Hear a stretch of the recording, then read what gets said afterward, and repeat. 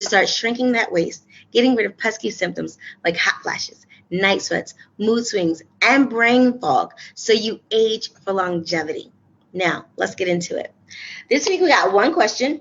So first I want to take a step back and tell you how to submit your question. When you see the event, you click on the type form link and that opens up. You just input your information and the question, and that is how you submit your question for the Q&A. Excuse me. So let's get into our question. Is how can I balance my hormones to maximize overall health? While your hormones are crucial for overall health and well-being, your hormones dictate just about everything. So we want to start with nutrition, right? We want to start with real foods. That's what you need to nourish your bodies with. Minimizing processed foods and added sugars, because that's what helps keep the hormones in check. Making sure we're keeping the blood sugar balanced, okay? Fuel your body with nutrient-rich foods, because y'all know I can't talk, like colorful fruits and veggies, right? Lean proteins, healthy fats, and whole grains.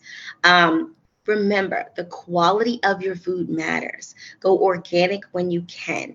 Antibiotic and hormone-free for your proteins. Healthy fats, organic, non-GMO, okay?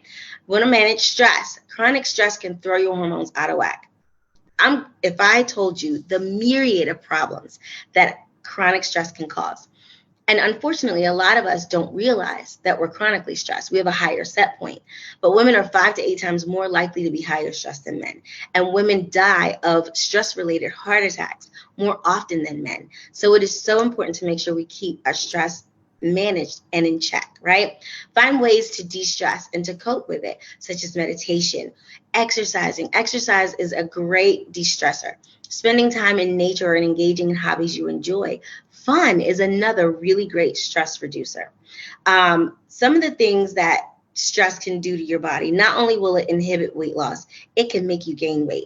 You all heard about me talking about my client Shanae, who has her system is just higher stress and it was inhibiting her weight loss. Well, we got down to what was going on with that and she dropped over 30 pounds. So stress can inhibit weight loss, okay? We already know that as well. And it can cause trouble with sleep. So if you're not sure if you're having a stress response in your body, typically if you have belly fat that you can't explain and the rest of your body is slim, that signifies it might be a stress response. If you're having trouble with sleep, if you're having trouble with anxiety, craving salty or sugary foods, those are signs that you might be high stress. We want to have regular exercise, right? It is essential for hormone regulation and well-being.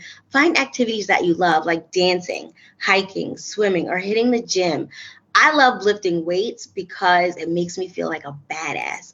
And if you love doing that, go for it. Remember to make sure your form is right so you don't get any injuries or anything like that. You want to prioritize sleep as well. Not getting enough sleep will also throw your hormones out of whack. If you're not getting enough sleep, ghrelin and leptin, your hunger hormones, will be out of whack and you will eat when you're not really hungry.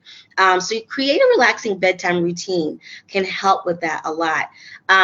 Another thing that not getting enough sleep will do is because of it's a stress response to the body. It tells the body that you're stressed, right? Not getting enough sleep, your body perceives that as stress. So that's another problem. I think you heard me say that maybe a week or two ago.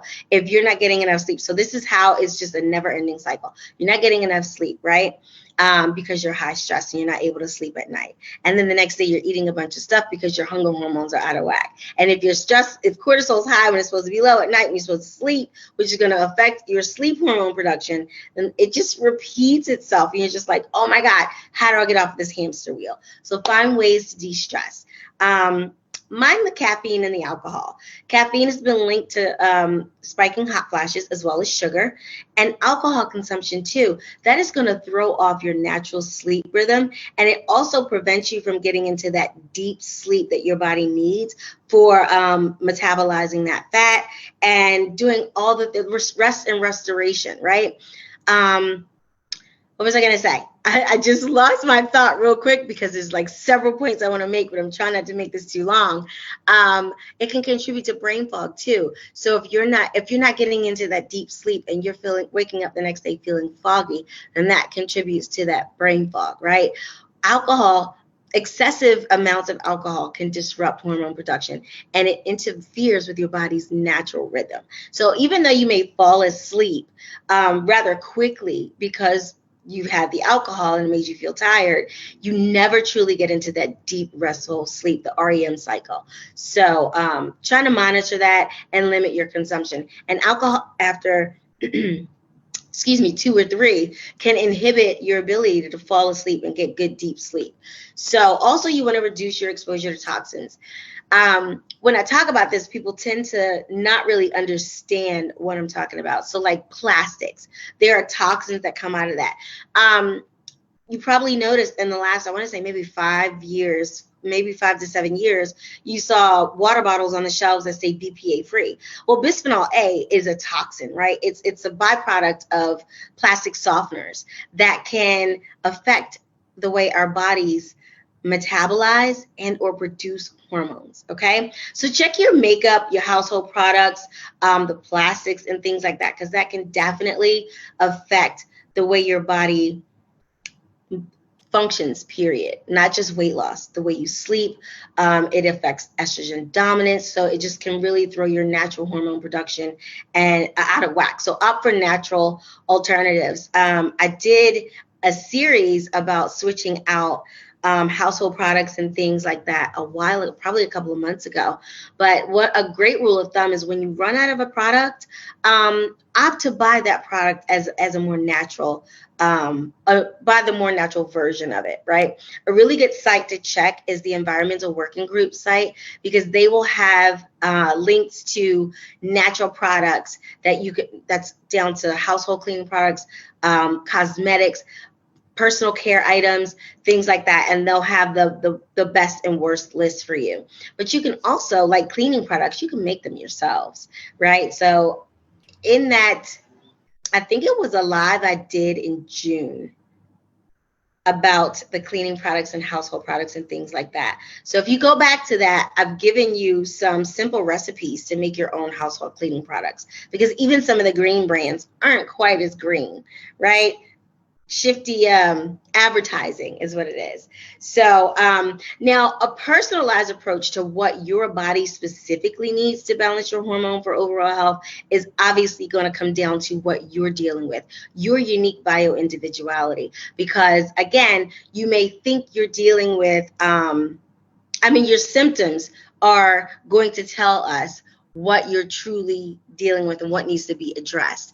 You may think across the board that, okay, I need to do this, this, and that because of different things you read and tips and things like that.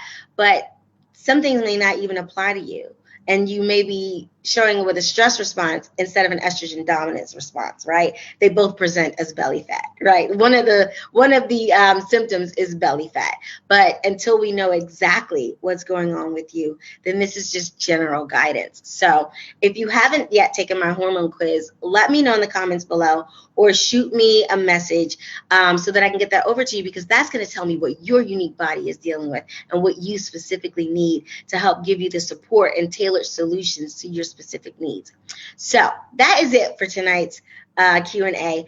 Drop down in the comments if you had an aha moment, right? What was your aha moment? What was your takeaway? And I will see you same time, same bat channel next week. Ciao.